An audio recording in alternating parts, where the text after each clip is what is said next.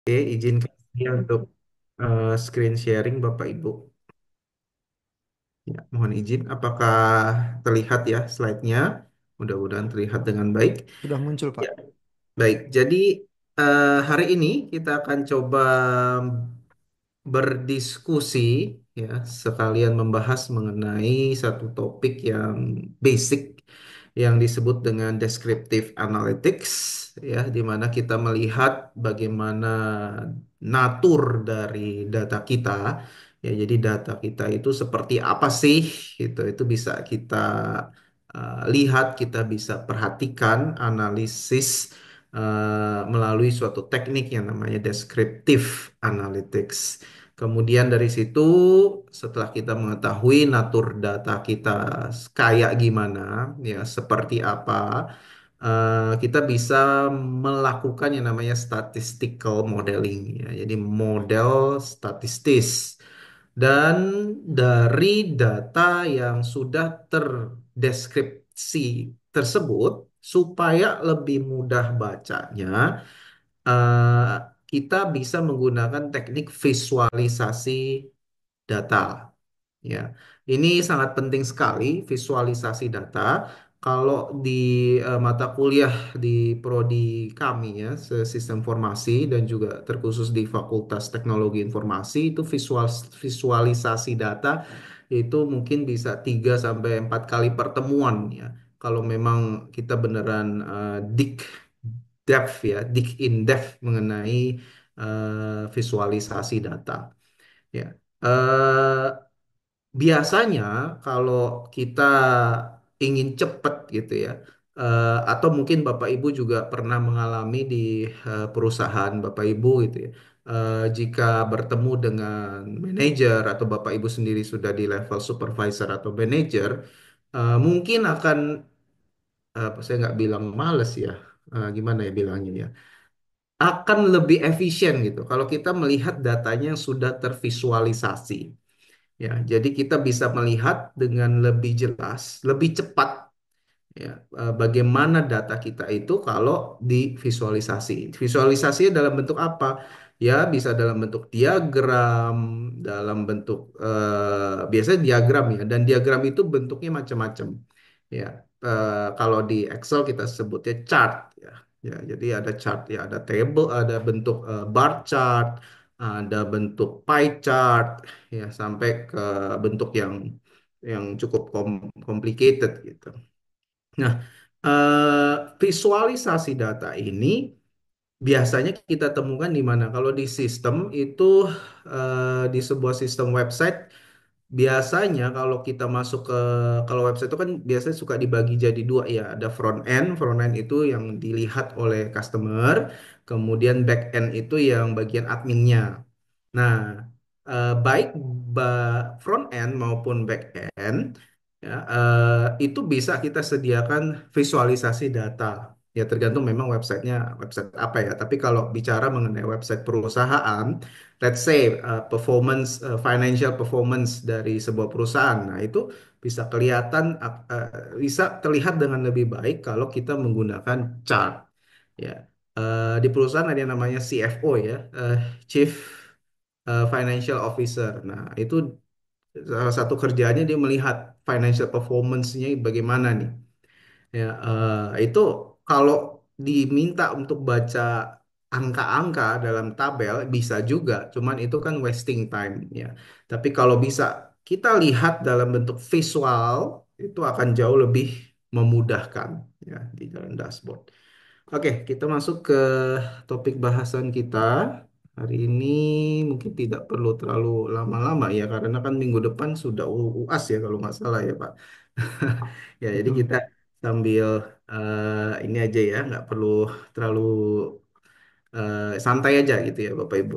Kalau ada pertanyaan atau ada hal-hal yang ingin didiskusikan, silakan langsung saja open mic ya, langsung ditanyakan. Oke, kita masuk ke halaman berikutnya, yaitu mengenai data sama informasi. Nah, kita perlu mengetahui secara jelas bedanya apa sih data sama informasi. Ya. Jadi kalau secara umum bisa kita definisikan bahwa data itu ya hanya sekedar ya, data, ya data. Jadi misalnya nama kita data, kemudian tanggal lahir kita itu data. Nah, lalu bedanya apa sama informasi? Ya, kalau informasi adalah data yang sudah diolah dengan cara tertentu sehingga berguna bagi kita, gitu ya. Contohnya gimana? Kan tadi saya sudah sebutkan ya, saya namanya ada, tanggal lahirnya ada, kemudian alamat ada. Nah, kalau kita gabungkan itu bisa jadi informasi apa? Informasi misalnya untuk registrasi suatu website, nah itu jadi informasi. Ya. Jadi data itu sebenarnya subset dari informasi, information. Ya. Sekali lagi ya, informasi adalah data yang sudah diolah, data yang sudah dianalisis. Ya. Kan kita bicara mengenai analitika data ya, analitika data. Analitika data atau data yang sudah dianalisis, ujung-ujungnya jadi informasi. Informasinya berguna buat apa ya kalau di perusahaan untuk mengambil keputusan, untuk decision making. Nah, ini sebenarnya ada hierarkinya ya Bapak Ibu ya. Jadi ada paling rendah itu data. Lalu naik ke satu tingkat jadi informasi, naik lagi jadi pengetahuan, lalu naik lagi jadi wisdom ya. Jadi informasi-informasi yang sudah dikumpulkan demikian banyak akhirnya jadilah knowledge ya. Knowledge yang sudah dikumpulkan selama bertahun-tahun, ratusan tahun, mungkin ribuan tahun, akhirnya jadi wisdom, kebajikan gitu ya, kebijaksanaan seperti itu. Nah, ini data versus information. Jadi data sebagaimana yang tadi sudah saya sempat sampaikan bahwa data ini ya sifatnya kalau dia berdiri sendiri nggak ada artinya sebenarnya. Ya. Jadi eh, tanggal lahir gitu ya, tanggal lahir, let's say tanggal lahir 12 gitu ya. Cuman 12 aja itu artinya apa gitu. Ya kan nggak tahu. Nah, justru di dalam sini, di dalam proses analitika data, kita akan proses data tersebut ya menjadi input. Nah, terjadilah proses di sini, ya, analisis data ataupun proses-proses lain, lalu keluarlah output. Outputnya akan jadi informasi. Nah, ini kalau kita lihat di gambar ya Bapak Ibu, ini kan 10. Lalu ada data lagi 5. Di processing, processingnya ini untuk nambah, ada pertambahan di sini. Jadi 10 tambah 5 diproses, ya, analisis kan tuh, udah masuk processing ya, data processing. Termasuk kan kalau kita analisis data, kita bisa melakukan modifikasi datanya ya, kalau kita lakukan penambahan, pengurangan, pengalian, bagi, akar, kuadrat, dan lain sebagainya. Nah, lalu didapatkan data yang sudah kita proses menjadi informasi, 10 tambah 5 menjadi 15. Nah, ini yang tadi saya bilang Bapak Ibu. Ya, jadi data ini benar-benar landasan yang paling bawah. Ya, jadi kita banyak sekali memiliki data. Ya, Bapak Ibu dan saya, Pak Ihan dan teman-teman sekalian juga pasti memiliki banyak data.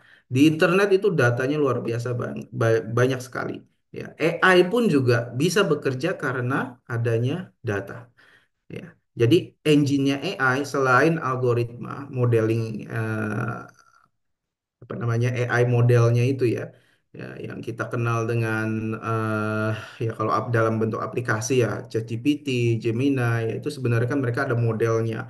Ya kalau generative AI itu mereka pakai namanya LLM ya, Large Language Model, dan setiap aplikasi memiliki LLM tersendiri atau kita bilang engine-nya, mesinnya tersendiri. Nah, tapi kalau tanpa adanya data, engine itu, LLM itu, ya, ataupun aplikasinya tidak akan dapat bekerja. Ya, jadi datanya dimasukkan, lalu masuklah ke dalam suatu algoritma yang mungkin kita kenal dengan nama machine learning. ya lalu ada proses lagi di situ untuk menjadi lebih advance lagi, deep learning, ya di mana mesinnya itu ya komputer yang kita pakai di mempelajari data-data tersebut dan akhirnya dengan metode pengolahan, analisis, ya modeling yang ada di model AI itu bisa memprovide informasi kepada kita. Ya kan itu kalau dalam konteks AI. Ya. Jadi AI ini sebenarnya kalau menurut saya ya nanti bisa di cross check ya Bapak Ibu. Ya dia bisa menyampaikan sampai ke information mungkin sampai knowledge ya. Tapi kalau udah sampai wisdom ini bisa saja ya bisa saja kalau ada wisdomnya karena kan dia mengumpulkan berbagai macam data. Misalnya kita prompting mengenai apa ya biasanya kalau kalau yang wisdom wisdom misalnya kalau dalam filsafat China itu Confucius gitu ya atau Lao Tzu ya. Kalau di Barat ada banyak ya filsuf Barat misalnya Socrates, Plato, Aristoteles dan lain sebagainya itu kan mereka ada wisdom wisdom ya kalau dalam filsafat ya di Bible pun juga Tuhan Yesus gitu ya itu juga wisdomnya banyak bisa mengeluarkan itu tapi itu kan dia ngambil dari data yang ada gitu ya tapi apakah AI ya itu bisa mengcreate wisdomnya dia sendiri. Mungkin sekarang masih susah ya kalau menurut saya sih ya. Ya, correct me if I'm wrong, tapi ke depannya bisa saja karena dia sudah di-provide begitu banyak data ya dan dia bisa mengeluarkan informasi yang sangat akurat ya tergantung datanya juga ya. Karena kan kalau AI itu dikasih datanya salah, informasinya atau outputnya yang dikeluarkan juga akan salah. Ya, tapi kalau datanya benar yang train ya, dia menggunakan data yang benar untuk mentraining dia, informasinya tentu akan tepat, dia akan bisa melakukan suatu inferensi ya, lalu digabungkan semua menjadi knowledge dan keluarlah wisdom dari si AI itu. Itu mungkin saja terjadi gitu, di masa depan. Ya, karena kan tujuan dari AI itu sendiri adalah memimik, meniru secara total ya intelijensia manusia ya. Otak kita gitu ya kesannya ya otak kita yang benar-benar ditiru intelijen kita ya. Dengan adanya robotik digabung dengan AI ya kalau robot itu kan meniru anatomi manusia ya muscles tulang segala macam ya pokoknya dia bisa gerak sama persis ya kayak seperti human gitu kita bilangnya android. Nah, digabung dengan AI ya sudah jadilah kayak film-film seperti film apa Terminator, iRobot gitu ya. Film science fiction itu udah mulai it's coming true gitu. It's coming true. Terutama yang di China gitu ya. Yang kemarin ini waktu mungkin Bapak Ibu familiar dengan iShow Speed ya yang di mana dia mengunjungi China beberapa minggu lalu. Nah, itu dia kan ditunjukkan dengan berbagai macam kemajuan teknologi di China ya, ada robot bisa menari, robot bisa bagaimana ya, lalu dengan teknologi AI dan sebagainya. Nah, ini dasarnya dari mana sebenarnya? Dari data plus model ya, di mana dia bisa memprovide information, knowledge dan akhirnya wisdom. Nah, ini wisdom ini yang paling tinggi nih. Ya. Jadi data kita kumpulkan dari apa? Dari hal-hal yang sudah lewat, past experience. Ya. Dan wisdom itu dia ngarahnya ke depan, novelty, ya, future. Ya. Jadi dia bisa create sesuatu yang something new. Ya, something new. Seperti itu. Ya. Eh, ini kalau dari level understandingnya, kalau ini dari level konteksnya, ya. Kalau dari understanding, ya ini cuman absorbing, researching, ya, lalu doing, knowledge itu dia interacting, menginteraksikan antara informasi-informasi yang ada, wisdom itu reflecting, termasuk pertanyaan-pertanyaan kayak pertanyaan filosofis, ya, Bapak Ibu, ya. Misalnya pertanyaan filosofis apa yang the big questions in our mind. Misalnya, kenapa sih kita hidup gitu ya? Kenapa kita harus bekerja? Kenapa kita apa? Ya, pertanyaan-pertanyaan filosofis Gitu. Ya kenapa kita ada di dunia ini? Untuk apa? Ya, ini kita mulai merefleksikan ya. Nah ini kalau AI sudah bisa memikirkan sampai ke situ, wah, luar biasa sekali ya Bapak Ibu ya. Udah benar-benar persis sama manusia. Dia bisa menanyakan, oh diri saya siapa sebenarnya saya? Waduh, wah, keren sekali. Tapi mungkin sekali itu akan bisa terjadi dengan kemajuan teknologi sekarang ini. Oke, sedikit mengenai eh, data ke knowledge ya Bapak Ibu. Ya, kalau kita lihat nih ada beberapa bagian di sebelah kiri, ada bisnis proses ya. Jadi dalam sebuah bisnis tuh banyak sekali proses-prosesnya. Ya, mungkin Bapak Ibu familiar dengan istilah-istilah yang ada di kiri atas ya, yaitu ERP. ERP itu Enterprise Resource Planning ya. Kalau Bapak Ibu yang bekerja di bagian di industri manufacturing biasanya pakai ERP itu, ya Enterprise Resource Planning ya, di mana itu suatu sistem enterprise yang mengintegrasikan banyak sistem di setiap atau bukan di setiap ya, di berbagai macam bisnis unit. Ya, misalnya di bagian manufacturing, di bagian manufacture, di bagian HR, human resource, di bagian marketing, bagian finance itu ada modul-modulnya sendiri dan terintegrasi. Ya, bicara mengenai customers and loyalty marketing ya, itu masuknya ke CRM, singkatan dari Customer Relationship Management.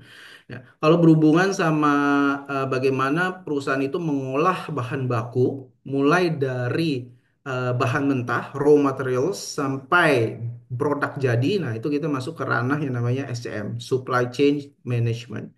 Nah ini suatu bisnis proses yang banyak sekali datanya. Ya. Lalu digabung di dalam suatu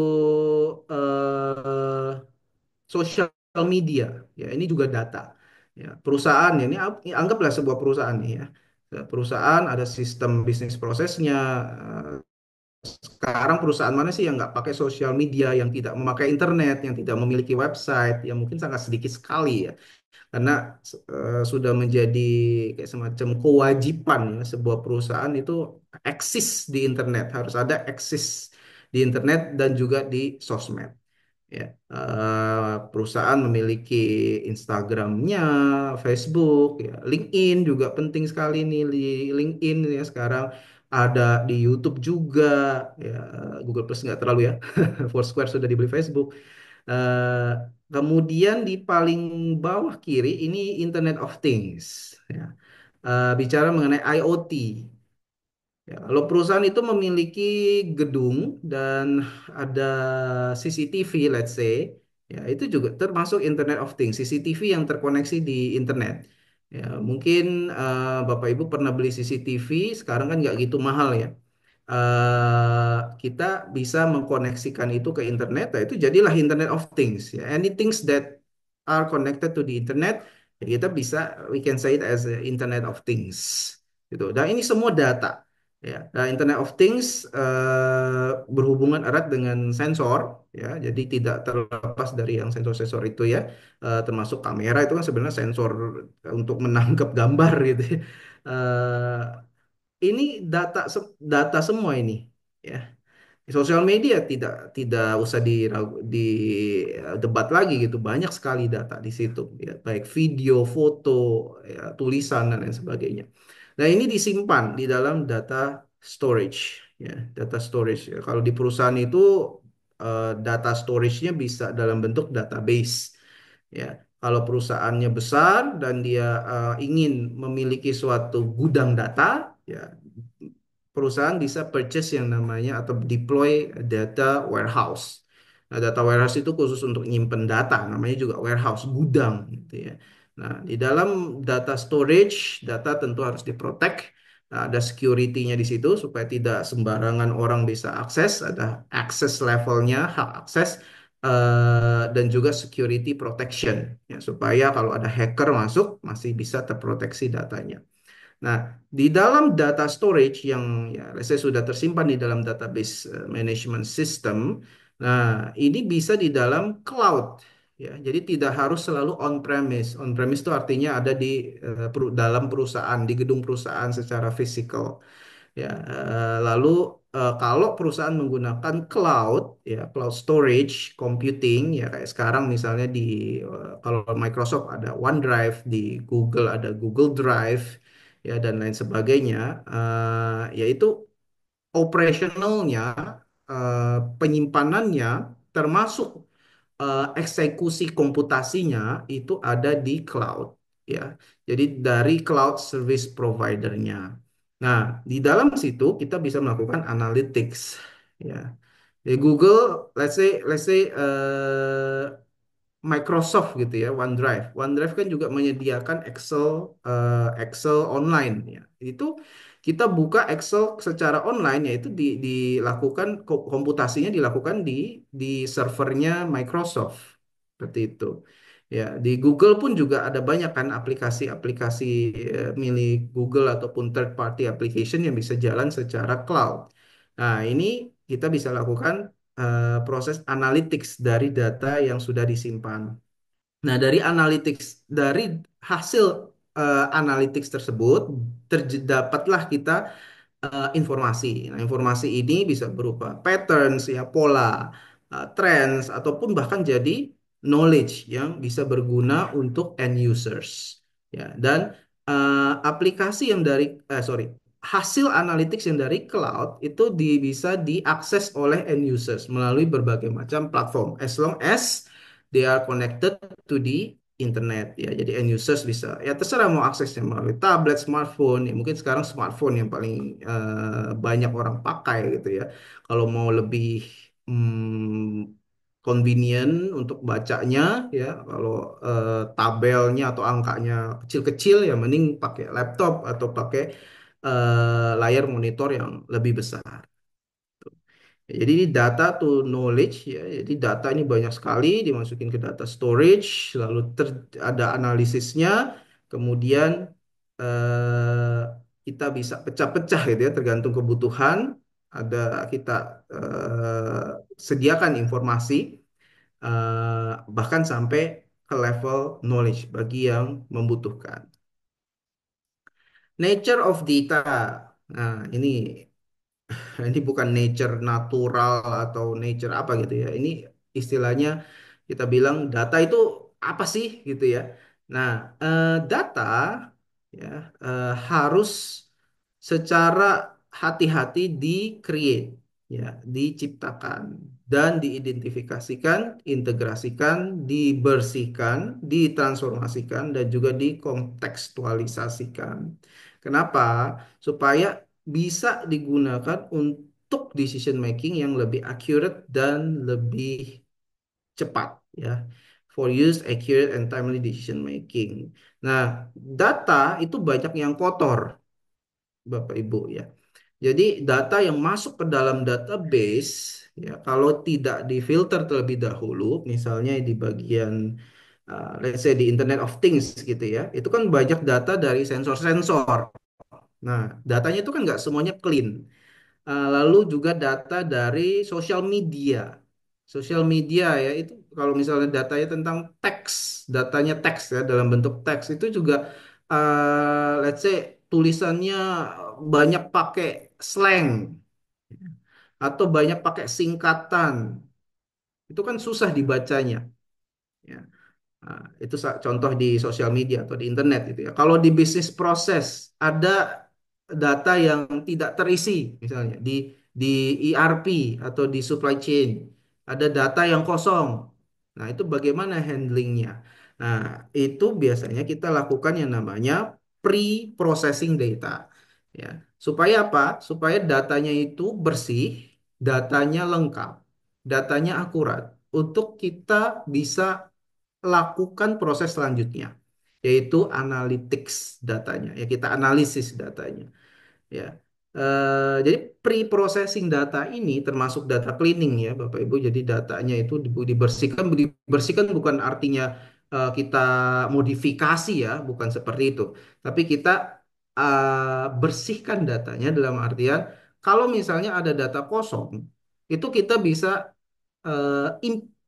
namanya data imputasi ya, data imputation. Kita ada algoritma khusus untuk menginput datanya supaya nggak kosong. Ya, jadi kita create data baru, tapi berdasarkan teknik data imputation yang sudah diakui secara saintifik. Bukannya kita asal masukin data, ya. Dan itu nanti datanya yang tadinya datanya kosong, itu bisa ada data. Ya. Jadi prosesnya namanya data imputasi, imputation kalau bahasa Inggrisnya atau imputasi data. Itu tekniknya ada beberapa. Ya, misalnya ada beberapa ya. Ada saya agak lupa ya ininya. Salah satunya adalah misalnya mengambil rata-rata dari data sebelahnya gitu ya, data sebelumnya atau data setelahnya diambil rata-rata. Nah, itu salah satu teknik. Ada lagi teknik yang bisa ngelihat keseluruhan data lalu dia mengambil suatu inferensi, oh nanti ini datanya harusnya angka sekian misalnya. Nah, itu bisa dilakukan ya dengan software. Biasanya di SPSS ada yang namanya fitur data imputation. Itu salah satu cara untuk mengcleaning data. Ya, dan itu juga bagian dari pre-processing. Data is the essence. Ya, ada yang bilang bahwa sekarang itu meskipun harga emas sekarang lagi sedang mahal-mahal ya Bapak Ibu ya, ya hampir udah 2 juta kali sekarang ya per ini. Tapi di dunia digital itu data yang ya, jadi currency, data jadi emas gitu ya. Di sini dibilangnya kalau di slide kita data is the essence. Essence itu apa? Esensi. Esensi, apa itu esensi? Esensi itu suatu hal yang sangat mendasar, sangat penting, sangat fundamental. Itu, tanpa adanya itu dalam artian data tidak jalan. Ya karena essence ya yang demikian penting sekali dan harus ada. Nah, most valuable assets ya. Jadi data ini aset yang paling valuable, aset yang paling berharga di sebuah organisasi. Ya gimana enggak? Sekarang sistem financial kita, ya, kalau zaman dulu kan masih pakai uang kertas ya. Sekarang kan sudah digital payment ya.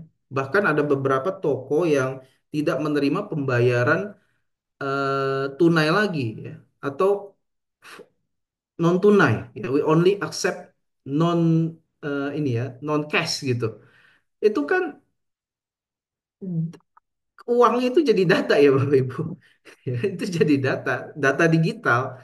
Ya baik kita bicarakan mengenai uang secara data itu beneran valuable, tapi data kita juga valuable. Misalnya data personal kita, ya, nama, alamat, tanggal lahir, atau mungkin yang paling sensitif, salah satu yang paling sensitif adalah nama ibu kandung misalnya. Nah, itu kan data yang bahaya sekali sih. Ya. Waktu kita registrasi di website atau di aplikasi ada yang minta KTP, ada yang minta kartu keluarga.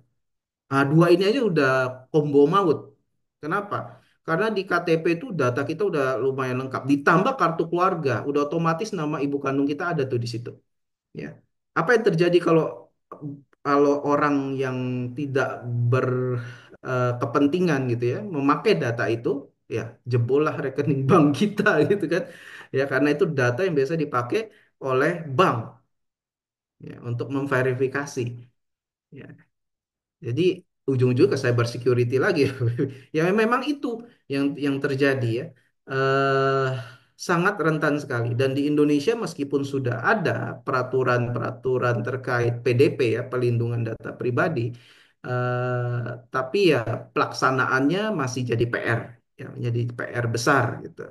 Ya karena eh, secara umum dapat dibilang bahwa eh, ketika para programmer gitu ya, ini generally speaking tidak semuanya seperti ini, itu cyber security masih agak kayak dianaktirikan gitu ya Bapak Ibu. Yang penting aplikasi jadi, fungsinya jalan, ya sudah ya, tanpa mempedulikan security-nya. Nah, itu kan bahaya. Ya, apakah security itu cuman cukup username sama password. Oh, nggak bisa, ya nggak cukup. Ya gimana kalau si hacker atau orang yang jahat dia melakukan teknik SQL injection, ya, SQL, dia bisa membypass username sama password langsung masuk ke dalam database. Ya kan harus ada layer security lagi di situ supaya tidak database-nya tetap aman gitu ya. Nah, kalau kalau SQL injection itu, nah, kalau Bapak Ibu kalau ini bisa search gitu ya, apa itu SQL injection? Ini meskipun tekniknya sudah lama, tapi masih banyak dipakai gitu ya. Teknik peretasan itu. Jadi langsung masuk ke dalam database kita. Ya, dia membypass hak akses ya dan memiliki akses full ke dalam database kita dengan melakukan query SQL. Nah, itu sangat bahaya sekali. Sekali lagi, data is the essence. Data is valuable. Ya, bayangkan kalau hacker, orang yang jahat, orang yang tidak berkepentingan bisa mengobrak-abrik mengambil data kita. Itu bahaya sekali. Ya, dan data itu memiliki potensial untuk menciptakan atau meng-create suatu insight ya. Supaya apa? Supaya kita bisa dapat mengerti dengan lebih baik customer kita, kompetitor kita, dan juga bisnis proses kita itu seperti apa. Itu semuanya bisa kita dapatkan dari data yang dianalisis dengan baik. Karakteristik data ada dua ya, small versus big ya. Bapak Ibu eh, sepertinya familiar ya dengan namanya big data karena sekarang itu data itu sudah sedemikian besar. Beda dengan 10 tahun lalu apalagi 20 tahun lalu data masih tidak terlalu banyak. Sekarang datanya udah besar sekali gitu ya. Terlebih ditambah dengan adanya IoT. Kemudian structure versus unstructured. Nah, ini kita bicara mengenai ya kalau big data itu biasanya unstructured. Karena datanya sedemikian besar, lalu tidak ada format baku, ya, akhirnya jadi unstructured. Tapi tetap bisa dihandle dengan mekanisme big data. Ya, jadi kalau misalnya di small data itu dia bentuknya structure, kita pakai DBMS, Database Management System. Kita menggunakan query SQL, tapi kalau di big data yang datanya sudah unstructured, itu kita pakai namanya NoSQL. Ya, itu agak berbeda, namun fungsinya ya sama-sama aja sih, ya. Kita untuk menarik data dan juga menganalisis data, gitu ya. Nah, ini lebih jelasnya. Ya, jadi data in analytics di kiri kita lihat ada structured data, lalu di kanan ada unstructured. Ya, unstructured itu bisa juga semi structured. Jadi setengah gitu ya. Nah, kita lihat unstructured dulu. Unstructured itu ada bentuk tekstual, jadi bentuk teks. Teksnya itu tidak ada formatnya, formatnya berantakan. Ya, multimedia, ini termasuk unstructured data. Ya, lalu XML, ya, Extended Meta Language atau JavaScript, JSON. Nah, ini biasanya untuk oper-operan data nih. Ya, jadi kalau kalau misal kita buat suatu aplikasi untuk yang terhubung dengan aplikasi lain, biasanya datanya itu dilempar atau dihubungkan dengan menggunakan XML ya. Multimedia itu ya namanya juga multimedia ya, terdiri dari image, gambar, suara dan juga video. Nah, struktur data itu dibagi lagi jadi dua. Ada categorical, ya, jadi bentuknya kategori. Ada yang numerical, bentuknya angka. Ya, numerical dibagi dua lagi. Ada interval, ada rasio. Ini nanti di slide-slide selanjutnya kita akan bahas dengan lebih detail ya. Apa ini interval, apa itu rasio. Kalau di kategorical ada nominal, ada ordinal. Nah, masuk ke structured data, categorical data. Apa tuh categorical data? Ya, data ya kategori. Ya, jadi multiple classes untuk membagi variabel ke dalam grup yang spesifik. Contohnya apa? Ras, ya, suku misalnya, ya, suku Jawa, suku Sunda, ya, suku Batak dan lain sebagainya. Seks misalnya ya, male, female, age group misalnya 17 tahun ke bawah, 17 sampai 25, educational level ya, lulusan SMA, S1, S2, S3, ya. Eh, Lalu nominal, ini categorical data dibagi jadi dua, ya. Jadi nominal data ini itu kita bisa mengassign menjadi kode, ya. Jadi kita bisa melakukan coding, ya. Misal marital status, kawin atau tidak kawin, single atau married gitu, atau divorce. Nah, ini kita bisa menggunakan coding bilangnya, ya, dikodingkan gitu. Kalau single kita kasih angka satu, kalau merit kita kasih angka 2, kalau divorce kita kasih angka 3. Nah, ini labeling. Ya, kalau Bapak Ibu pernah pakai SPSS, ya, suatu software untuk statistik, ini labeling ini cukup penting, ya. Ya, mungkin sudah tahu juga gitu, ya. Kalau ordinal data, ya, ini yang paling sering dipakai kalau Bapak Ibu isi survei. Nah, ini ordinal data nih yang biasanya kita suruh diminta isi 1 itu sampai 7, 1 sampai 5, satu di mana sangat tidak setuju, 5 itu sangat setuju. Nah, ini masuk ke dalam ordinal data. Ordinal dari kata apa? Dari kata order, order, ya. Jadi satu lebih kecil daripada dua, kan rank order, ya. Dua lebih kecil daripada tiga, tiga lebih kecil daripada empat, dan seterusnya. Ya, jadi codes ini assign to object atau events represent di rank order. Ya, termasuk definisinya juga. Bisa dibolak-balik, bisa juga. Gitu. Tergantung kita definisinya gimana. Tapi umumnya kalau satu kan biasanya kita sangat tidak setuju, itu secara umum, ya. Atau sangat tidak suka, itu yang jelek-jelek lah pokoknya gitu. Ya, lalu 7 atau 5 sangat suka, atau bahkan atau ada juga yang menggunakan 1 sampai 4, ya, supaya tidak ada netral. Nah, itu tergantung dari si pencipta survei yang mau pakai Likert-nya berapa scale.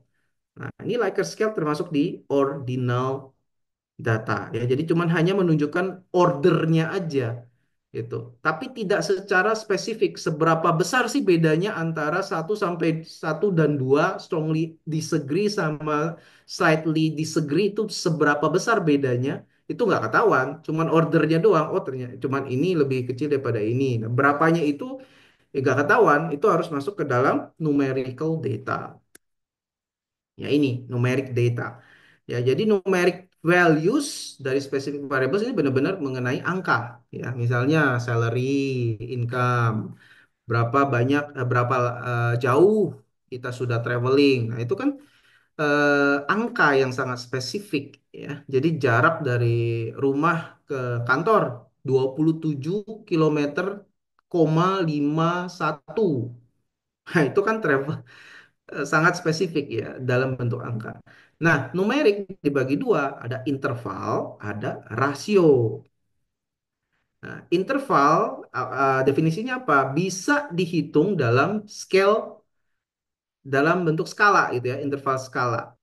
Ya, contohnya Celsius, ya, derajat Celsius. Ya, tidak ada absolute zero, ya. Karena lack of absolute zeros, jadi tidak memungkinkan untuk kita lakukan comparison atau perbandingan, ya. Kita tidak bisa melakukan rasio karena hanya dapat memberitahukan values antara itemnya saja. Jadi angka-angkanya saja gitu, ya. Nah, beda hal dengan rasio.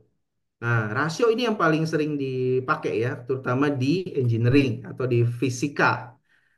Ya. Lalu apa yang membedakan? Ada ininya nih, non arbitrary absolute zero. Contohnya apa? Kelvin. Kalau Kelvin kan absolute zero itu adalah minus 273,15 derajat Celcius. Ya, jadi rasio ini kita bisa apa ya? Kita compare gitu, kita bagi. Ya, contohnya mass, panjang, waktu, energi, dan lain sebagainya. Pokoknya ini yang berhubungan sama fisika sama engineering nih. Biasanya datanya itu berbentuk rasio, ya. Sisanya ya interval. ya, interval. Jadi kalau mau dibagi-bagi Bapak Ibu, kalau datanya itu kita mau mau bagi ya satu, ada rasionya gitu ya, satu banding berapa, itu biasanya ya kita golongkan ke dalam rasio data. Nature of data, metrics yang mendefinisikan readiness level of data for an analytic study. Nah, inilah apa saja yang membuat suatu data itu ready untuk kita lakukan analisis lebih lanjut. Yang pertama, source datanya, sumber datanya itu reliable, ya dapat dipercaya. Datanya akurat, datanya bisa diakses. Ya percuma juga ya kalau datanya nggak bisa diakses.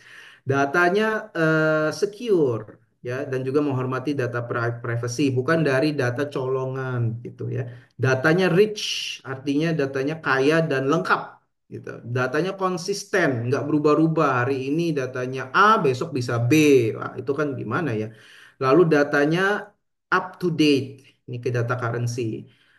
Datanya granular. Ya, granular itu artinya bukan data yang sudah tersummary, ya. Jadi data detail, ya lowest level of detail, bukan data yang aggregate.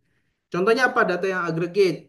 Oh, misalnya nilai kalau data aggregate itu data yang sudah digabungkan gitu ya Bapak Ibu. Ya, let's say berat dari sebuah kardus gitu ya. Berat dari sebuah kardus totalnya adalah 100 kilogram. Nah, itu kan datanya udah digabung gitu. Padahal di dalam kardusnya itu ada eh, bungkusan-bungkusan kecil lagi.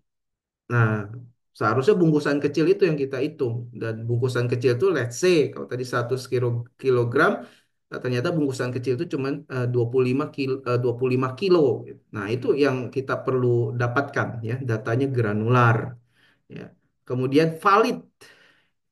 Jadi data yang kita analisis, yang mau analisis ya benar data yang benar gitu. Bukan data yang abal-abal, bukan data yang di-create, data yang dimanipulasi, ya, tapi data yang valid benar-benar dari sumber yang bisa dipercaya dan juga relevan ya. Kita menggunakan data yang relevan. Kalau kita mau melakukan analisis data tentang tren, let's say apa bursa saham gitu ya, stocks. Ya tentu kita pakai data yang dari IHSG misalnya, yang relevan bukan dari data yang lain lagi gitu, bukan data yang dari lain, data yang tidak sesuai. Akhirnya kalau kita pakai data yang tidak sesuai ya hasilnya juga akan tidak baik gitu ya. Data pre-processing nih tadi yang saya sempat sebutkan, pre-process data. Karena data di dalam form yang originalnya biasanya tidak ready. Ya, jadi tidak siap untuk dilakukan analisis. Ya, seringkali kotor, tidak align, kompleks, kadang-kadang inaccurate, nggak akurat. Makanya kita harus pre-process data. Jadi raw data sources-nya itu kita eh, kita ambil datanya ya dari raw data, lalu kita lakukan data konsolidasi, consolidation, kita collect, kita select, lalu integrate data, lalu kita lakukan pembersihan data, yang tadi saya bilang imputing values, noise-nya kita reduce, yang data yang duplikat itu kita hilangkan. Kemudian ada transformasi data. Nah, ini bukan manipulasi data ya, tapi kita transform datanya dengan menggunakan metode statistik yang sudah terbukti secara ilmiah. Misalnya kita normalize, kita mendiskretize data, datanya dibuat lebih diskrit ya, lalu create attributes untuk penjelasan mengenai datanya. Ataupun kita bisa melakukan data reduction. Kenapa? Karena datanya mungkin terlalu besar, kita reduce sedemikian rupa supaya lebih mudah dianalisis ya. Jadi entah dari dimensionnya, volumenya, lalu kita buat datanya balance dan akhirnya kita masuk ke well formed data. Nah, itu sudah ready untuk kita proses lebih lanjut ke dalam data analytics. Nah, ini data pre-processing step yang tadi ya. Oke, jadi raw data sources itu bisa berasal dari banyak tempat. Ya, jadi ada OLTP, Online Transaction Processing, ya, yang mungkin kalau di banking itu di mesin ATM, ya, kemudian di sistem core bankingnya, nah itu OLTP tuh, pokoknya data yang dipakai untuk di ini, di operasional, ya. Kemudian ada data dari legacy, ya, data warehouse misalnya ya, database, ada yang dari web, ada yang dari social media. Nah, ini kan raw data sources. Nah, sebelum kita lakukan analisis, untuk sebelum ready gitu ya menjadi well formed data, ya nanti kita perlu lakukan ini hal-hal yang tadi sudah disampaikan ya, data consolidation, di cleaning, di transform, di reduction, dan akhirnya well formed data. Dan setelah kita dapat data yang sudah well formed, akhirnya siaplah data tersebut dianalisis. Nah, di sini kita lihat relationship between statistic and descriptive analytics. Ya, statistik itu biasanya di mana? Ya di deskriptif sih ya. Ya, ini kan secara luas data analytics ya, kalau di sini bilang business analytics, data analytics ya sama aja sih. Ya, karena kan ini secara konteks doang. Kebetulan datanya itu dipakai di dalam konteks bisnis. Ya, tapi selama itu melibatkan data, ya kita bisa dapat bilang itu ya data analytics, karena kan sekali lagi percuma kita punya data kalau nggak dianalisis, nggak akan jadi informasi. Kalaupun jadi kita bisa paham datanya itu, ya itu suatu mungkin suatu kebetulan atau suatu hal yang common sense gitu ya. Tapi umumnya data itu perlu kita proses lebih lanjut. Ya, jadi ada tiga tingkatan ya Bapak Ibu, ada deskriptif. Nah, deskriptif ini biasanya dimasuk ke statistik, dan statistik pun bisa dibagi lagi jadi dua, deskriptif dan inferensial. Kalau deskriptif itu kita ingin mengetahui bagaimana sih data kita itu, seperti apa sih bentuk data kita itu gitu ya, itu deskriptif. Ya, jadi deskriptif itu termasuk seperti rata-rata, ya median, ya nilai tengah, lalu nilai yang sering muncul, standar deviasi, varians, ya kuartil, ya dan lain sebagainya, itu deskriptif. Nah, tapi kalau sudah masuk ke inferensial, nah itu kita menginference suatu data, misalnya di dalam ini ya umumnya korelasi, yaitu udah masuk ke inferensial tuh. Kemudian regresi, ya regresi pun macam-macam ya, ada multiple regression, ada yang simple regression, ada logistic regression, ada least square dan lain sebagainya ya. Itu baru deskriptif ya Bapak Ibu ya, ada OLAP, online analytic, ya online analytical processing ya, yang menggunakan cube ini untuk processingnya ya. Biasanya ini di data warehouse nih, ini termasuk deskriptif. Lalu prediktif, preskriptif ya. Prediktif ini udah sifatnya lebih kayak semacam kita memprediksi ya, eh, memakai yang namanya metode, apa namanya ya, mirip-mirip kayak inferensial ya, cuman lebih advance gitu. Ya, kalau preskriptif ya sesuai dengan namanya preskriptif, itu datanya kita bisa, sistem atau hasil dari analisis data itu dia bisa merekomendasikan gitu ya, itu udah termasuk preskriptif, termasuk biasanya simulation, modeling itu udah masuk ke dalam ranah preskriptif.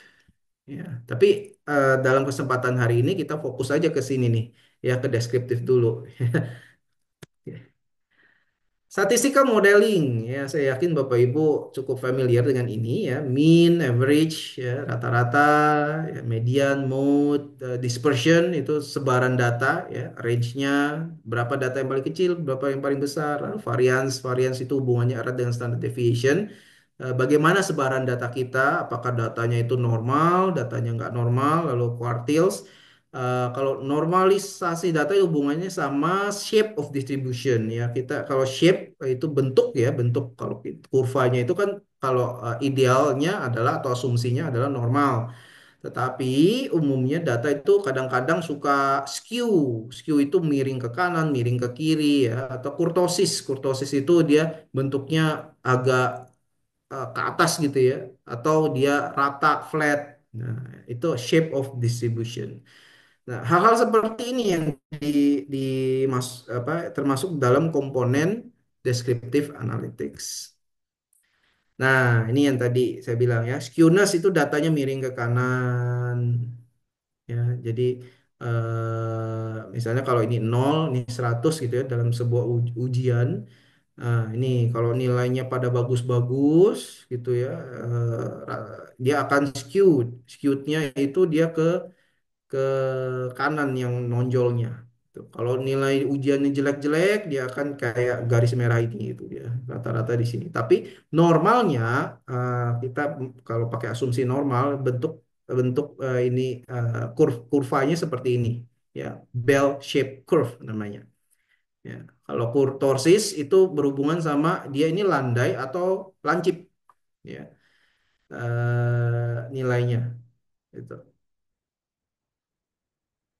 Oke, lanjut lagi. Nah, ini kalau mau mengetahui kuartil ya. Jadi ada lower, ada kuartil. Kuartil itu dibagi empat ya. Kuartil satu, kuartil dua, tiga, dan empat ya. 25%, 5 0 ya, 25%, 50%, 75% sama 100%. Lalu ada outliers. Outliers itu yang di luar dari kebanyakan data. Nah, ini bisa kita plot dengan menggunakan yang namanya box and whisker plot. Bentuknya seperti ini. Jadi ketahuan nih ya lower quartile-nya berapa, upper quartile-nya berapa, lalu mediannya berapa. Nah, ini yang lebih detailnya gitu ya. Minnya, median, ini bisa ketahuan ya Bapak Ibu. Kalau pakai SPSS, Excel pun juga bisa gitu. Nah, lalu kita bisa bandingkan antara dua variabel. Seperti apa nih sebaran datanya? Ya. Lalu ada outliers, ada max, ada min. Sorry, outliers itu di luar max sama min ya. Ya, jadi outliers itu adalah angka-angka yang benar-benar di luar dari kewajaran. Ya. Contohnya apa?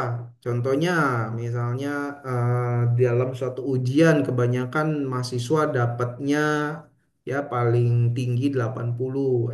Ada yang 100 sendiri cuma satu gitu. Atau ada yang dapat 5 dari 100. Nah, itu outliers. Ya, padahal kebanyakan angka ujiannya adalah range-nya 50 sampai 80 misalnya. Oke, ini regression untuk inferential statistik. Ya, tadi saya sudah sempat singgung sedikit ya. Correlation. Correlation itu untuk mengetahui korelasi antara satu variabel dengan variabel lain. Ya, korelasinya ada korelasinya enggak atau enggak ada. Kita juga mau mengetahui apakah korelasinya positif atau negatif. Gitu. Korelasi antara satu variabel dengan variabel lain.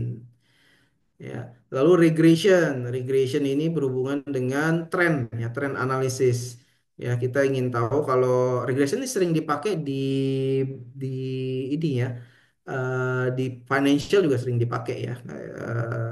Lalu di perkiraan, misalnya cuaca juga kurang lebih mirip-mirip pakai teknik regression. Cuman yang pasti lebih canggih ya, multiple regression yang super kompleks, karena dia memperhitungkan berbagai macam faktor.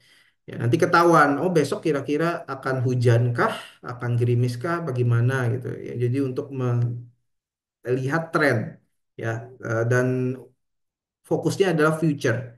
Ya, dari data yang ada kita regress, ya, kita tebak gitu misalnya, nanti akan seperti apa. Gitu. Kemudian ada statistical measure ya. Ini ada R square, F-test, RMSE. Nah, ini adalah gimana suatu model regression itu bisa kita katakan bagus atau enggak. Kita bisa lihat dari tiga eh, measure ini ya. Ya, dari R square, F-test sama RMSE. Semuanya ada rule of thumb-nya. Jadi R square-nya berapa yang bagus, F-test-nya berapa yang bagus. RMSE-nya harus berapa gitu. Itu bisa kita hitung ya dengan menggunakan software tentunya ya. Kalau enggak itu bisa cukup lama makan waktu kalau kita pakai manual ya, hitung pakai tangan. Ya, sekarang kan semua udah software ya. bahkan pakai AI gitu ya, kita bisa masukkan data kita dalam bentuk tabel, lalu kita prompting, tolong buatkan regression untuk data ini gitu. Nah, itu nanti akan keluar tuh ya regressionnya, dan tinggal prompting sekali lagi, kita tambahkan mohon keluarkan R square, F test, RMSE-nya, nanti juga keluar gitu. Ya, saking canggihnya. Ya. Nah, nanti hasilnya seperti ini ya. Biasanya regression itu kita plot dengan menggunakan linear regression line dan juga scatter plot untuk mengetahui kayak gimana sih sebaran datanya secara kasat mata tuh kelihatan kayak gimana datanya. Ada ininya ya Bapak Ibu, ada rumusnya sebenarnya dan rumusnya cukup kompleks. Bahkan korelasi pun ya biasa yang sering dipakai ada Pearson correlation tuh rumusnya kompleks banget. Ya, dan tidak disarankan sih untuk dihitung secara manual ya. Tapi kalau Bapak Ibu mau tahu, silakan cari ya Pearson correlation formula itu. Ya, termasuk regression formula meskipun simple, tapi kalau sudah kita hitung, apalagi data poinnya banyak, itu akan sangat memakan waktu ya jika kita hitung pakai tangan. Ya, makanya kita perlu bantuan dengan menggunakan software Excel, SPSS ataupun AI sekarang ya. Nah, forecasting ini mirip-mirip fungsinya mirip-mirip kayak regression, cuman metodenya saja yang beda. Nah, ini yang juga sering dipakai di ekonomi nih, ya, terutama di bidang investment, ya, untuk mempredik future values, emas, ya, forex, futures dan lain sebagainya, ya, saham, stocks. Nah, ini menggunakan forecasting. Nah, functionnya apa untuk kalau dalam konteks bisnis ya untuk reporting ya, untuk meyakinkan semua departemen function properly dari data yang ada jadi informasi ya kan, provide information, kemudian result of analysis ya bagi yang berkepentingan biasanya kan manager, dia director mereka perlu ada laporan ya, laporan yang sudah di dalam bentuk informasi kalau bisa visual datanya gitu ya supaya gampang dibaca dan cepat pengambilan keputusannya ya. Jadi ada yang bilang evidence based gitu ya, data driven ya, data driven. Jadi semuanya berdasarkan data. Ya, jadi buat keputusan di dalam perusahaan itu bukan berdasarkan intuisi ya, meskipun ada yang bilang juga intuisi juga penting ya. Dan saya juga tidak deny itu ya bahwa ada hal-hal yang juga bisa berperan selain data ya kadang-kadang hal-hal yang eh, sifatnya intuitif itu bisa tepat gitu ya dibandingkan evidence ya kadang-kadang ya dan dua hal itu ya kita bisa gunakan ya intuisi ditambah dengan sorry evidence data dulu yang pertama lalu ditambah dengan intuisi nah, jadilah decision making yang mungkin lebih baik gitu ya kadang-kadang kalau cuman evidence based doang data doang karena kurang dari intuisi kurang pengalaman leadersnya nah itu kadang-kadang ya nggak sering bisa saja misleading gitu. Jadi ada faktor yang dia lupa untuk mempertimbangkan yang tidak termasuk di dalam data itu gitu. Ya. Tapi kalau leadersnya di dalam bisnis sudah berpengalaman, intuisinya kuat, ya dia bisa memperkirakan gitu ya. Datanya udah ada, dia bisa memikirkan out of the box, out of the datanya itu. Ya karena dia mempunyai intuisi yang kuat dengan pengexperience yang begitu kaya ya dan juga smart tentunya. Ya ini penting juga ya, smart dan dengan intelektual yang tinggi ya dia bisa mikir cepat ditambah pengalaman, ditambah data. Nah, itu saya kira suatu decision yang mungkin bisa dibuat suatu decision yang lebih baik gitu ya. Jadi ada faktor-faktor lain gitu kalau menurut saya bukan hanya data saja, data memang penting ya. Tadi kan kita tahu bahwa data is the essence, data is valuable. Yes, it is true itu. Tapi di dalam business decision seringkali ada faktor-faktor lain. Ada faktor lain. Ya, makanya ada yang bilang management is not science ya. Ada yang bilang seperti itu ya. Management is also art. Maka dari itu art intuition kan masuk ini ya, creativity, innovation segala macam itu kan art ya. Ya, ada yang bilang seperti itu ya, manajemen adalah art juga. Nah, intuition masuk ke situ. Jadi gabungan antara kalau kalau menurut saya nih Bapak Ibu ya, nanti kalau Bapak Ibu ada pendapat lain silahkan ya. Jadi ini open for debate gitu ya. Kalau menurut saya berdasarkan apa yang sudah saya amati dan perhatikan ya, sering kadang-kadang gitu ya, mungkin nggak sering, kadang-kadang campuran antara evidence, data dengan kemampuan dari si business leadersnya ini itu sangat mempengaruhi ya. Jadi dua hal ini. Ya. Apakah seorang business leaders yang experience, yang memiliki intuisi tajam bisa membuat keputusan yang baik tanpa didukung data? M- Mungkin aja, tapi bisa risikonya tinggi gitu. Risikonya tinggi. Jadi dia recall berdasarkan experience dia. Ya, apalagi yang sudah berpengalaman bertahun-tahun gitu. Ya, tapi alangkah lebih baiknya jika didukung data untuk meminimalisir risiko terjadi kesalahan sewaktu dia melakukan decision making. Ya.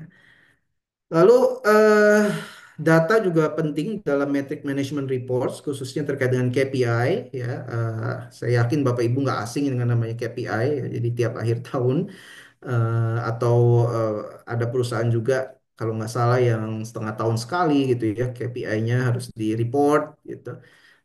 Itu kan semua serba angka ya, itu data juga. Dashboard type reports ya, di dalam suatu organisasi ada dashboard ya untuk dilihat oleh para C-level.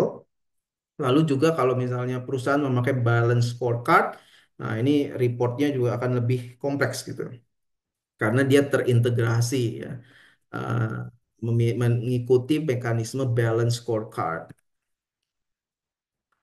Oke, ini role of information reporting. Kita biasanya mulai dari data nih ya. Uh, nah, oke, dari data, datanya itu disimpan di dalam data repositories ya, disimpan. Kemudian di information reporting, lalu disediakan datanya ke decision maker ya. Tentu data ini di-provide dari business functions yang ada dari decision maker, lalu ada decision gitu dan yang mempengaruhi business functions ya. Seperti itu ya muter-muternya dari tadi ya. Nah, ini contoh dashboard ya Bapak Ibu. Ya, mungkin ada yang pernah pakai juga yang di bagian mungkin di bagian marketing gitu ya. Ini kan judulnya sales dashboard. Ya kan sangat lebih mudah gitu kan kelihatan nih penjualannya gimana. Ya, kalau di dalam bentuk grafik seperti ini, ya. Bayangkan kalau semuanya angka bisa mabuk sendiri kan. Ini bentuknya pie chart, bentuknya diagram batang, ini line graph, ya, di bentuknya silinder. Nah, ini kelihatan semua akan memudahkan kita gitu. Ini visualisasi data ini, ya. Ini termasuk yang sudah dianalisis datanya, ya kan? Tadi kan datanya mentah, ya. Dalam bentuk angka aja. Tapi kalau sudah digabung-gabungkan, dianalisis, jadilah informasi yang berguna untuk kita, supervisor, manager, ya, ataupun staff, ya, siapapun itu gitu ya, untuk membuat keputusan yang berdasarkan data, ya, data driven decision making. Nah, itu yang sering ditekankan gitu.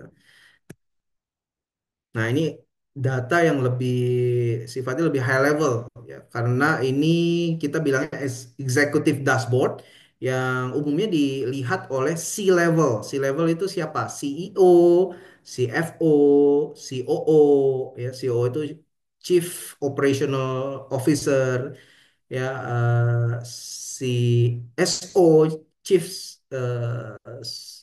sorry, apa namanya ya, cyber security juga ada loh sebenarnya ya, cyber security officer ya, bawahnya dari CIO ya, sorry, CIO ya, Chief Information Officer. Nah, apalagi Chief Information Officer dia harus paham betul gitu mengenai datanya, atau biasanya sih dia yang buat, ya departemen dia yang buat di bawah atasannya IT departemen biasanya CIO itu ya, Information Officer, dan di bawahnya ada Cyber Security Officer dan lain sebagainya.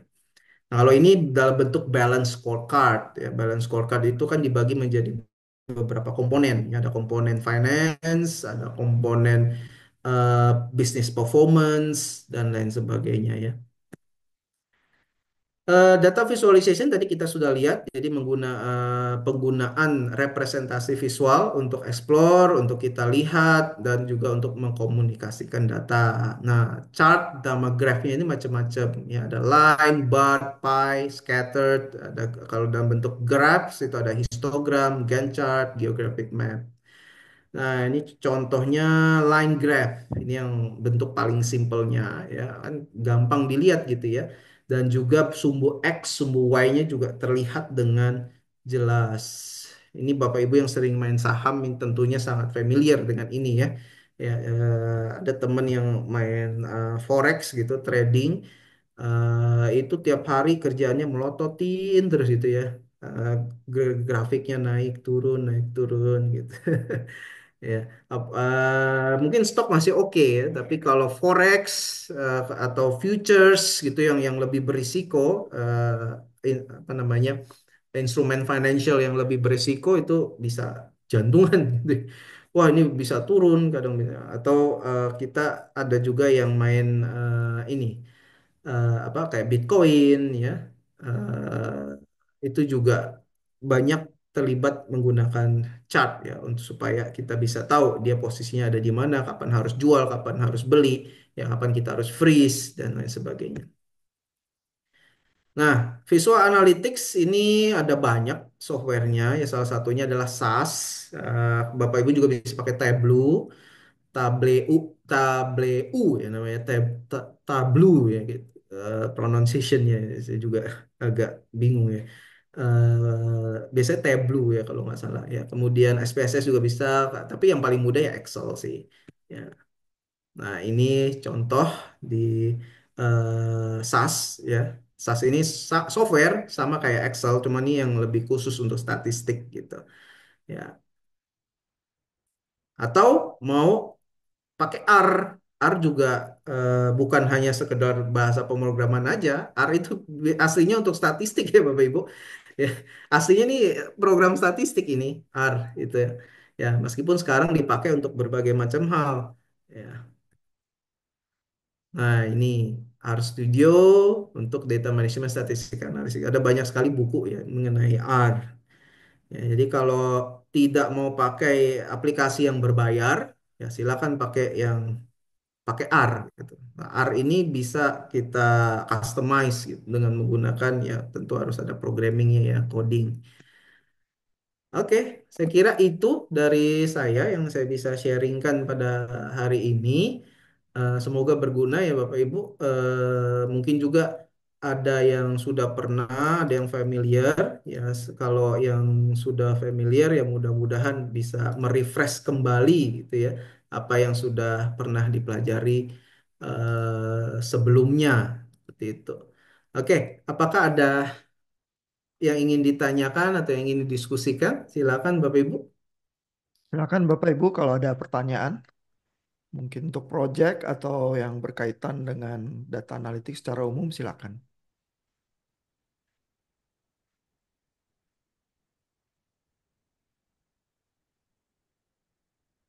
Wah, kayaknya udah nggak ada nih. Kita Kok nggak kemalaman kan Pak ya? masih masih oke sih Pak. Oh, masih oke oke. Masih oke. Berarti kalau nggak ada pertanyaan, mungkin nanti recordingnya saya sediakan seperti biasa, jadi bisa ada perenungan habis mendengarkan lebih detail lagi, lalu nanti bisa ada apa aktivitas di forum question hunt seperti biasa untuk memperdalam Iya. ya. Iya. By the way, ini baru part satu sebenarnya, masih ada part 2 ya. Oh, oke. Tapi kalau tambah part 2 bisa sampai jam 12 nanti ya Bapak Ibu. Iya. Nggak apa-apa Pak Ya. Andre, mereka harus menelan data COVID dan melakukan regresi, Oh gitu. menghasilkan prediksi untuk UAS nanti minggu depan. Jadi Oh, tapi by ada the way Bapak Ibu di YouTube banyak Bapak Ibu. Untuk hands on atau tutorialnya itu banyak banget. Ya, banyak sekali. Cuman pilih yang ini ya. Jangan jangan yang ngaco. Maksudnya gini, kita cari yang valid kan tadi kita sudah ada sedikit membahas ya mengenai data itu harus valid dari resource yang terpercaya. Nah, itu sama juga kita kalau mau cari tutorial itu yang bisa dipercaya, jangan nanti tambah kacau gitu ya Bapak Ibu. Ya, Iya. cara carinya gimana? Ya lihat aja view-nya sama komentarnya, biasanya saya gitu.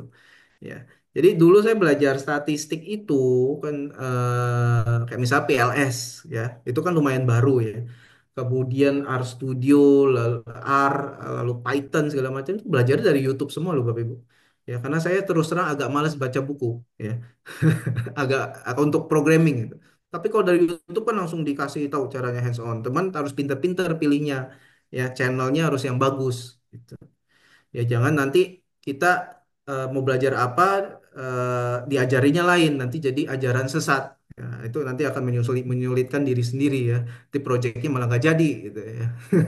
Di proyeknya tersesat ke neraka lagi. Tersesat nanti, wah, repot gitu. Iya. Atau ChatGPT, Gemini itu juga perlu di double check ya. Jangan 100% percaya ya. Kita 99% saja, 1%-nya kita ragukan gitu. Ya. Karena tidak semuanya itu tepat ya karena AI itu masih ada halusinasinya gitu belum sempurna sekali ya jadi jangan terlalu percaya AI ya percaya boleh kan tadi saya bilang jangan terlalu apapun yang terlalu kan biasanya nggak bagus ya Bapak Ibu. Ada pertanyaan Bapak Ibu? Silakan kalau ada. Iya. Kalau boleh tahu proyeknya apa tadi Pak? COVID ya? Iya, data COVID selama 3 tahun disediakan, terus mereka pakai Oh, Python sih, alatnya oh yang pakai Python, oh lebih pakai canggih Python. lagi tuh. Iya, Heeh. eh, bisa Mantap. regresi, bisa random forest, tergantung mereka pilihannya gimana. Oh, oke, oke. Eh, Iya, ya pastikan saja nanti interpretasi datanya, ya. Jadi sudah dianalisis harus bisa diinterpretasi ya. Jadi jangan udah dianalisis nanti bingung lagi ini bacanya gimana, ini artinya apa. Nah, itu yang itu juga lebih penting ya. Jadi analitika data bukan hanya sekedar analisis saja, tapi kita juga bisa ngerti interpretasinya, artinya apa nih datanya setelah dianalisis gitu. Ya percuma kita udah analisis kita nggak tahu bacanya kan. Ya. Mudah-mudahan bingung sih Pak, biar belajarnya banyak. Oh gitu. Iya, ya biasanya kalau semakin bingung kita belajarnya makin banyak sih memang benar. Ya. Ya, kalau nggak bingung mungkin nggak belajar gitu. Iya. Iya, iya. Setuju, Pak. Oke, kalau gitu kita kasih applause lagi. Boleh apa ada apa tanda untuk Pak Andre yang udah meluangkan waktu malam ini untuk memperkaya kita. Iya, Oke, happy terima banget nih kasih. bisa sharing ya ke teman-teman sekalian meskipun sudah malam ya. Besok harus kerja, mungkin ada yang rumahnya jauh dari kantor. Ya, inilah kita sama-sama berjuang gitu ya untuk mendapatkan title ya, tapi bukan berarti titlenya itu kita dapatkan cuma-cuma gitu, tapi kita harapkan ada ilmu yang didapat gitu ya Pak ya, bukan hanya sekedar dapat ijazah saja ya, karena kalau dapat ijazah saja sayang sekali gitu ya, Bapak Ibu sudah meluangkan waktu sampai malam-malam begini kalau nggak dapat ilmunya gitu. Ya, jadi dua-duanya penting. Ilmu dapat, ya ijazah juga harus dapat karena itu kan outputnya ya. Mm-mm. Ya, oke. Oke, thank you Pak Andre sekali lagi. Ya, Eh, ya Selamat malam, sama-sama Pak Bapak Ihan. Ibu. Terima kasih banyak ya sudah mengundang. Ya, sangat, sangat happy juga ya bisa ketemu dengan teman-teman, dengan Pak Ihan juga untuk sharing mengenai analitika data dan semoga nanti bisa diundang lagi ya Pak ya untuk topik yang lain yang lebih seru lagi ya dengan teman-teman sekalian ya. Mungkin kalau ada waktu juga siapa tahu kita bisa bertemu di kampus atau bertemu di tempat lain ya supaya kita bisa lebih mengenal dengan lebih baik lagi. Oke, dan ingat bahwa ya kita sama-sama belajar ya Bapak Ibu, bukan berarti saya lebih jago atau mungkin Pak Ihan lebih jago karena kalau saya sih selalu bilang ya ke mahasiswa saya gitu. Saya sebenarnya jarang sih panggil mahasiswa ya. Saya biasanya panggil teman-teman. ataupun kalau nggak teman-teman rekan-rekan, karena saya menganggap adalah bahwa saya cuma tahu lebih dulu Bapak Ibu ya. Bapak Ibu taunya lebih telat sedikit ya. Setelah saya kasih tahu, Bapak Ibu juga jadi sama taunya dengan saya atau mungkin lebih tahu ya, lebih tahu gitu. Jadi kita sama-sama belajar sebenarnya ya. Kami dosen itu sebenarnya sekarang lebih ke arah fasilitator ya, bukan kayak zaman dulu gitu ya. Kita sebagai dewa yang memberitahukan oh kita benar ya. Kayaknya zaman udah nggak begitu deh ya, dengan adanya AI, dengan adanya berbagai macam sumber lain ya. Jadi diharapkan ya, bukan hanya di kelas ini aja ya, di kelas-kelas lain juga, apalagi nanti kalau Bapak Ibu skripsi, tugas akhir, ya itu mindsetnya dosen, ya kami ya di teknik industri, ada Pak Ihan, ada teman-teman yang lain ya, sorry di elektro ya, ada Prof Henry segala macam. Nah itu kita sebenarnya semua sama-sama belajar, cuman kami lebih tahu aja duluan gitu. Dan kebetulan kami ada kemampuan yang lebih itu yang kita bisa sharingkan ke teman-teman gitu. Tapi bukan berarti kami lebih superior dibandingkan teman-teman, nggak seperti itu ya. Kita sama-sama saling bantu dan untuk kebaikan bersama juga. Ya, mungkin itulah pesan dari saya sebelum teman-teman UAS ya minggu depan. Sekalian sharing aja. Oke, Ya, terima thank kasih. you.